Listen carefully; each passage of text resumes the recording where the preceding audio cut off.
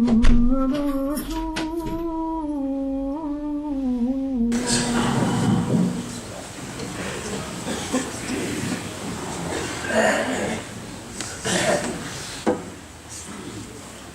alhamdulillah, wassalatu wassalam ala rasulillah, sallallahu alayhi wa sallam.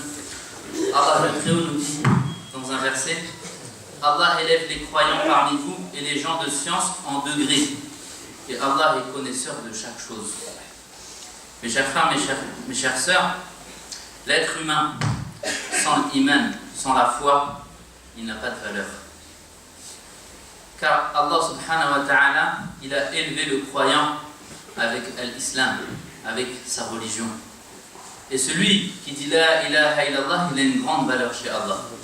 Il a un grand degré chez Allah.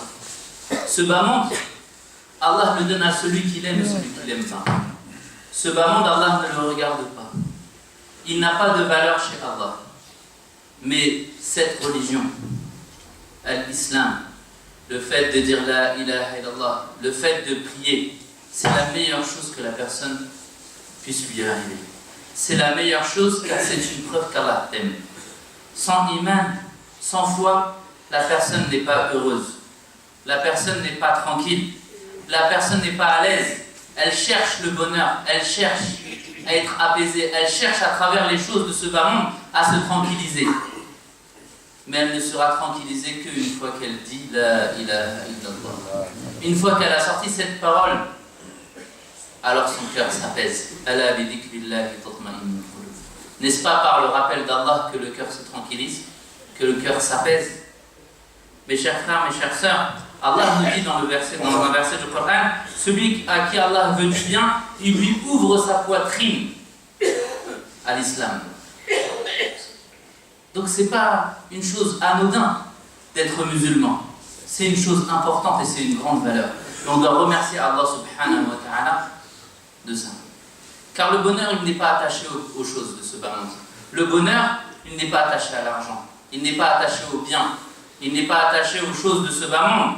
Même si la personne a ses poches remplies d'euros, elle a ses poches remplies d'argent, mais si elle n'a pas la foi, si elle n'a pas l'iman, si elle ne croit pas en Allah comme Seigneur, en Mohammed comme prophète, alors elle n'est pas heureuse. Elle n'est pas tranquille. Elle n'est pas à l'aise dans ce bas monde. Pourquoi? Parce que ce ruh, cette âme qu'Allah a mis dans ce corps, a été créée bien avant le corps. Cette âme qu'il y a dans l'être humain a été créée bien avant le corps. Chaque âme vient d'Allah subhanahu wa ta'ala. Et dans le monde des âmes, chaque être humain a attesté, qu'il soit aujourd'hui musulman ou pas musulman, Allah a pris à témoin toutes les âmes. Ne suis-je pas votre Seigneur?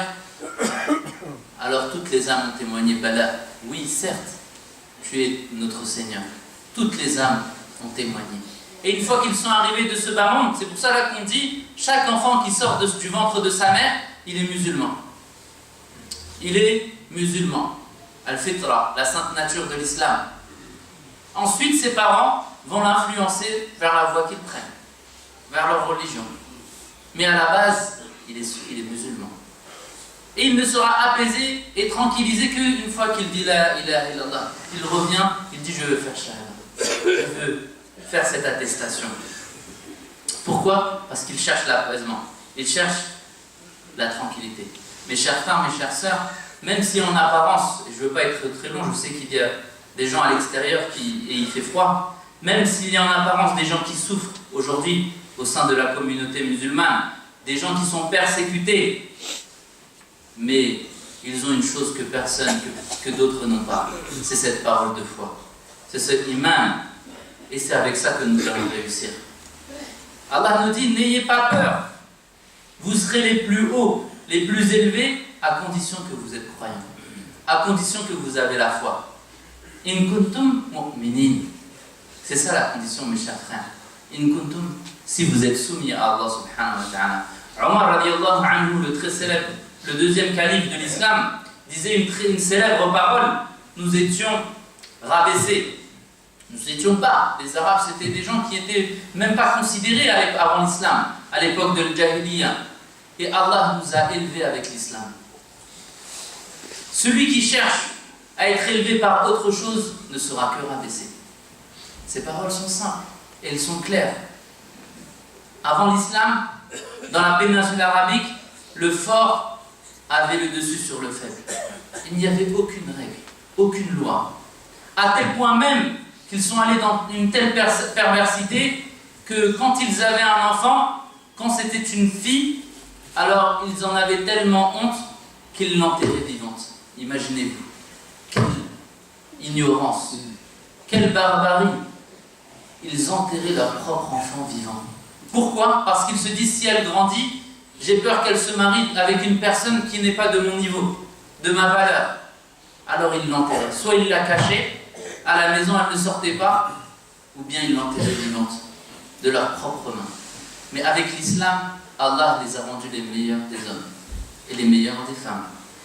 Pourquoi? Parce qu'il est venu le libérateur, celui qui a sauvé l'humanité. Le prophète Mohammed sallallahu alayhi wa sallam, miséricorde pour l'humanité, est venu pour casser tout ça. L'enfant, il a un droit. Pourquoi il a été enterré? Allah nous dit dans le Coran. Comment vont répondre ceux qui ont enterré leurs enfants? La femme, elle a un droit, alors qu'avant, elle était héritée. Regardez, mes chers frères, mes chères sœurs, quand on regarde même en Occident, quand on regarde 300 ans en arrière, la femme n'avait pas de droit. Et l'islam, Mohammed sallallahu alayhi wa sallam, est venu avec ses droits. Le droit de la femme, le droit des enfants, le droit de chacun. Une révolution dans le monde avec ses principes et ses codes. Jusqu'à même quand quelqu'un venait, Allah nous dit dans le Coran, quelqu'un venait annoncer à ces gens, bonne félicitations pour ton enfant, il changeait de visage. Il n'était pas heureux. Pourquoi? Il ne voulait pas de fille. Mais le prophète alayhi salatu wassalam, quand il est venu avec ce message de paix, il a changé la donne. Subhanallah. Donc, mes chers frères, mes chères sœurs, Allah nous dit dans le verset, on revient au verset, Allah élève parmi vous les croyants et ensuite aussi les gens de science. Les gens de science. La demande de la science est obligatoire pour nous, pour chaque être humain. Pourquoi? Parce qu'avec la science, nous allons combattre l'ignorance. Avec la science, tu combats l'extrémisme. Pourquoi? Parce qu'on utilise la raison. Quand on a la science, on ne peut pas être influencé. C'est pas le premier venu qui va venir te parler, tu vas changer, ou tu vas être influencé, ou bien il va te dire d'aller tel ou tel endroit pour telle ou telle raison, et tu vas le faire. Non, parce que tu as la science, et parce que tu utilises la raison. Combien de versets où Allah nous dit « Afala ta'aqilun » Ne raisonnez-vous pas? Ne réfléchissez-vous pas? Allah nous demande d'utiliser cette raison. Donc mes chers frères, mes chères sœurs, la demande de la science est une chose primordiale dans notre vie. Mais où va-t-on apprendre cette science? Dans quel endroit va-t-on apprendre? Est-ce que c'est sur Internet, comme certains le font? Des jeunes, parce que c'est souvent les jeunes qui maîtrisent Internet. Ils vont sur Internet, sur des sites musulmans, ils vont chercher des avis juridiques, des fatwas, et ils vont vouloir les appliquer dans leur vie. Est-ce que c'est comme cela que ça marche? La science, le prophète alayhi salatu wassalam nous dit dans le sens du hadith, cette science est une religion. Donc prenez garde vers qui vous prenez cette science. Le prophète alayhi salatu wassalam nous avertit, attention, ne prenez pas n'importe où cette science, cette religion. Il ne faut pas la prendre n'importe où. Un mufti, quelqu'un qui donne un avis juridique, il est rapporté pour qu'il doit maîtriser 11 sciences au minimum, un mufti. Quelqu'un qui vient te faire une fatwa. Et la première des conditions, la première des sciences qu'il doit maîtriser, c'est la langue arabe. Il doit se baser sur la langue arabe. Il doit la maîtriser. Maîtriser la langue arabe parfaitement. Car cette religion, elle est basée sur des règles. Et ces règles sont basées sur le Coran et la Sunna. Et le Coran et la Sunna sont en arabe. Donc la première chose, ce mufti doit maîtriser l'arabe. Et avant, surtout dans nos pays d'origine, que ce soit en Maghreb, en Afrique, quand quelqu'un venait se prétendre mufti ou venait donner des avis juridiques, la première chose qu'on lui demandait, même s'il n'était pas savant, même si la personne ne maîtrisait pas les sciences, où tu as étudié? Chez quel professeur tu as étudié? Et ça, c'est primordial. Je ne peux pas écouter n'importe qui et prendre son avis sans me renseigner où il a pris cette science. Dans quelles conditions? Dans quel endroit? Dans quelle université? Chez quel professeur? Et ça, c'est un message qu'on doit appliquer chacun d'entre nous.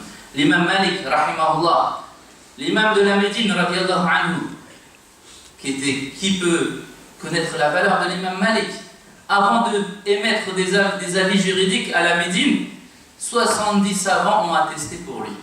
Lui ont donné l'autorisation. 70. Et quelqu'un, il vient, même avec pas de science, il vient te dire ça c'est halal, ça c'est haram. Mes chers frères, mes chères sœurs, hein. Ou bien il va sur internet, j'ai vu, maintenant, comme un frère il disait Cheikh Google, il va chez Cheikh Google, il va sur internet, il tape, il regarde si c'est halal ou haram. C'est pas comme ça, mes chers frères, mes chères sœurs. Les savants, il faut se renseigner qui sont ces savants, d'où ils viennent, où ils ont étudié. Et c'est comme cela qu'on va réussir. Allah élève en degré les gens les croyants et les gens de science. Et Allah est connaisseur de tout.